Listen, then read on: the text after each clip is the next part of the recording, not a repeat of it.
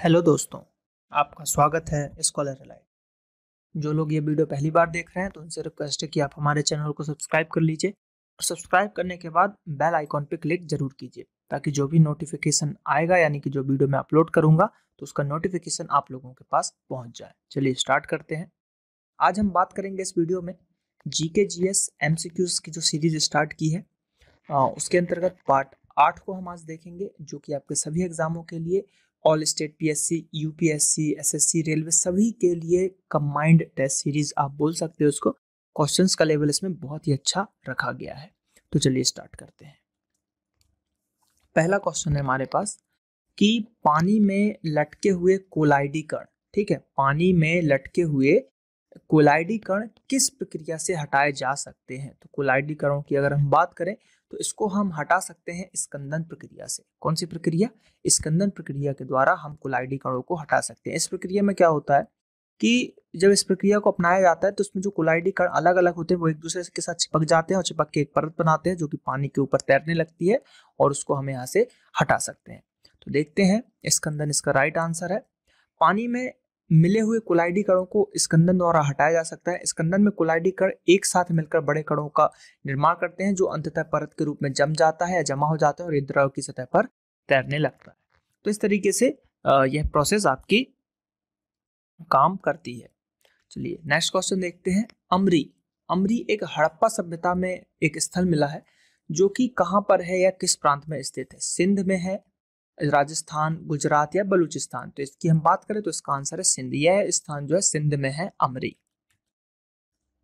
अगले क्वेश्चन की तरफ बढ़ते हैं कि भक्ति प्रचारक शंकर देव ने निम्नलिखित प्रादेशिक भाषाओं में से किसका उपयोग करके लोकप्रिय बनाया था। यानी कि एक भक्ति प्रचारक है जिनका नाम है शंकर देव, उन्होंने किस भाषा का उपयोग करके उसको लोकप्रिय बनाया।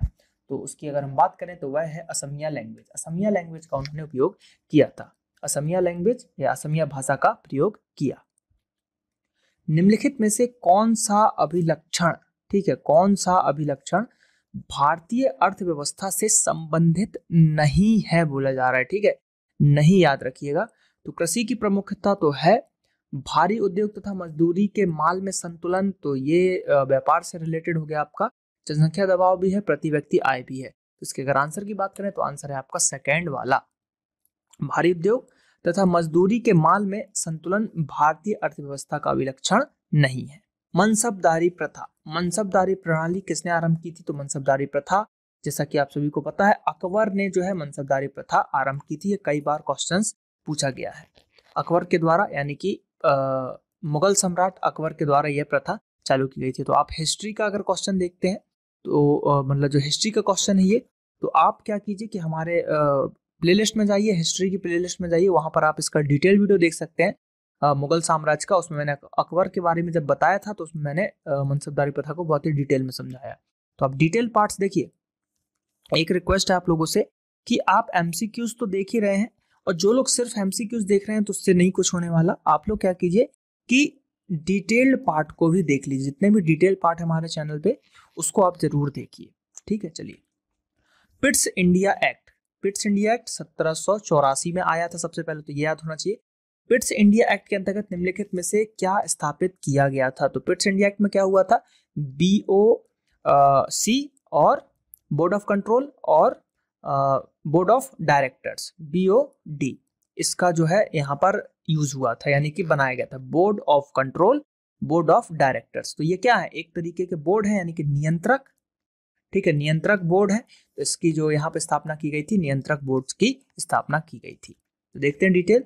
पिट्स इंडिया एक्ट अधिनियम 1784 लंदन स्थित प्रशासन में परिवर्तन किया गया था। इसमें सरकार का कंपनी के मामलों में नियंत्रण जो है बढ़ गया। इस अधिनियम के द्वारा नियंत्रक बोर्ड की स्थापना की गई। नियंत्रक बोर्ड यानी कि बोर्ड ऑफ कंट्रोल को भारतीय प्रशासन के संबंध में निरीक्षण, निर्देशन और नियंत्रण संबंधी विस्तृत अधिकार दिए गए। यद्यपि कंपनी के व्यापार की अछूता छोड़ दिया गया और नियंत्रण बोर्ड में 6 सदस्य थे। तो ये आपको याद रखना है कि नियंत्रण यानी कि बोर्ड ऑफ कंट्रोल में कितने, 6 सदस्य थे।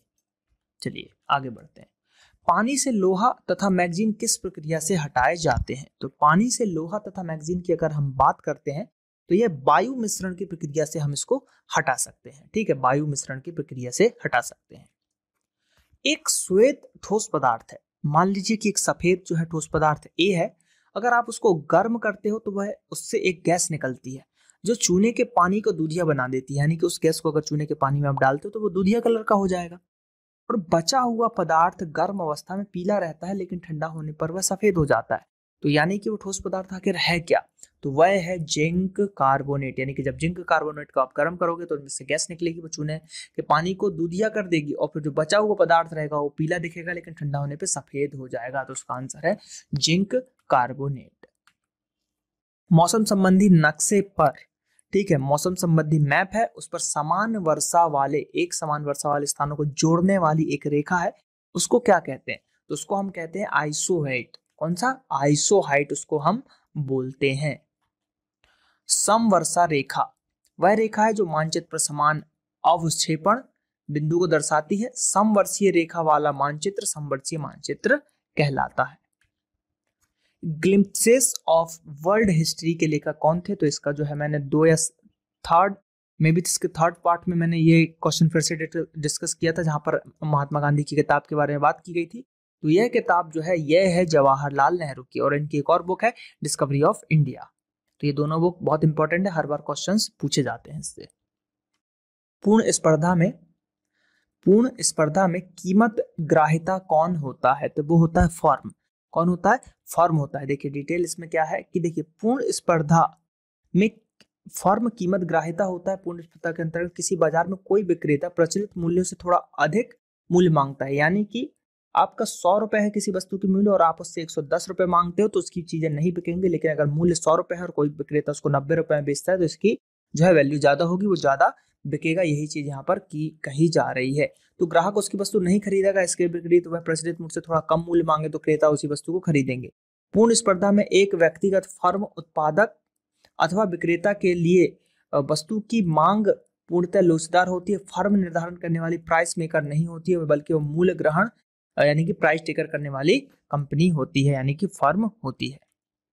तो यहाँ पे बात करते हैं क्वेश्चन की कि किसी रेडियो सक्रिय पदार्थ का आधा जीवन 4 महीने का होता है तो उसका 3/4 भाग कितने महीने में नष्ट होगा? यानी कि बोल रहा है किसी भी उसका आधा भाग जो है 4 महीने में, ठीक है, 4 मंथ में होगा। ठीक है, यानी कि कोई भी रेडियो एक्टिव तत्व है 4 महीने में वो आधा नष्ट हो जाता है, तो बचा फिर आधा बचेगा।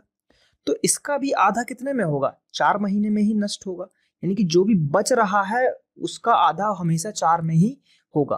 तो देखिए क्या होगा यहाँ पर, तो देखिए इसमें वही डिटेल बोली गई है कि पहले 4 महीने में रेडियो सक्रिय पदार्थ का आधा भाग नष्ट हो जाएगा और अगले 4 महीने में आधे का आधा अर्थात 1/4 भाग नष्ट होगा, यानी कि टोटल 3/4 भाग नष्ट हो जाएगा। तो इसका आंसर हो जाएगा 8 महीने। सिंधु घाटी सभ्यता का पत्तन नगर है, लोथल, रोपड़ या फिर हड़प्पा या फिर वनबाली? तो इसका आंसर हो जाएगा लोथल। पत्तन यानी कि पोर्ट यानी कि बंदरगाह लोथल है। निम्नलिखित में से, ठीक है, एक क्वेश्चन है, निम्नलिखित में से हृदय का प्रारंभिक पेसमेकर कहा जाता है? ठीक है, हृदय का प्रारंभिक पेसमेकर कहा जाता है। तो अगर हम इसको बात करें तो इसका आंसर है SA नोड। इसकी डिटेल देखते हैं, डिटेल में क्या कहा जा रहा है कि SA नोड हृदय का प्रारंभिक पेसमेकर कहा जाता है। उस रोजगार की स्थिति को क्या कहते हैं जिसमें कृषि श्रमिकों की उत्पादकता शून्य होती है? मौसमी बेरोजगारी, बेरोजगारी या फिर प्रच्छन्न बेरोजगारी या ढांचागत बेरोजगारी? तो इसका आंसर है प्रच्छन्न बेरोजगारी। ऐसे व्यक्ति जो अपनी श्रम शक्ति का कुछ ना कुछ उपयोग करते रहते हैं किंतु उनकी सीमांत उत्पादकता शून्य होती है, प्रच्छन्न बेरोजगारी कहलाती है। इसमें किसी विशेष कार्य में आवश्यकता से अधिक श्रमिक कार्यरत होते हैं। यदि इस अतिरिक्त श्रम को हटा लिया जाए तो उत्पादकता पर इसका कोई प्रभाव नहीं पड़ेगा। तो यही चीज बोली जा रही है। मेनली कृषि में ये कृषि श्रमिकों के ऊपर ज्यादा लागू होती है। कार्बन क्रेडिट की परिकल्पना का उद्भूत हुई थी, यानी कि कार्बन क्रेडिट की बात की जाए तो यह जो है क्योटो प्रोटोकॉल रिलेटेड है आपका कार्बन से। तो ये कार्बन क्योटो प्रोटोकॉल के तहत जो है इसकी परिकल्पना वहां से शुरुआत की गई थी। निम्नलिखित में से कौन सा एक ठोस स्नेहक है? तो ठोस स्नेहक की अगर हम बात करें तो ठोस स्नेहक है यहाँ पर ग्रेफाइट। कौन सा? ग्रेफाइट, जो कि हीरा का अपर रूप कहलाता है। भारत के संविधान की कौन सी अनुसूची राज्यसभा के सीटों का जो है बंटवारा करता है?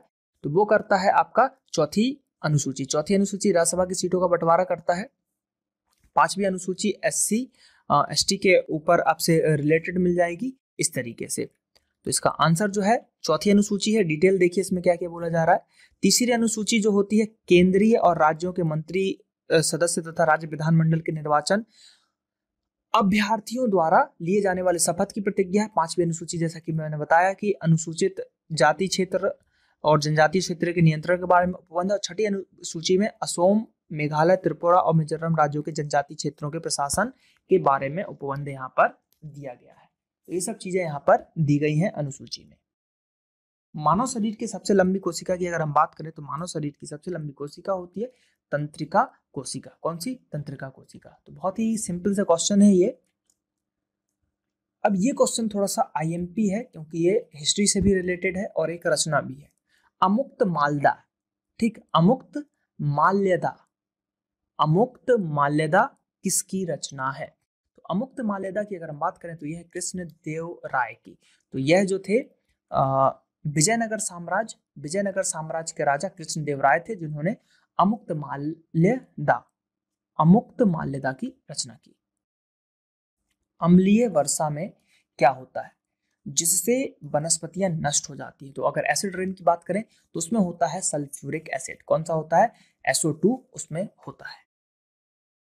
अम्लीय वर्षा में सल्फ्यूरिक एसिड की मात्रा अधिक होती है जिससे कि फसलें नष्ट हो जाती है। यातायात को रोकने के लिए यातायात संकेत के रूप में लाल रोशनी का इस्तेमाल किया जाता है। क्यों किया जाता है?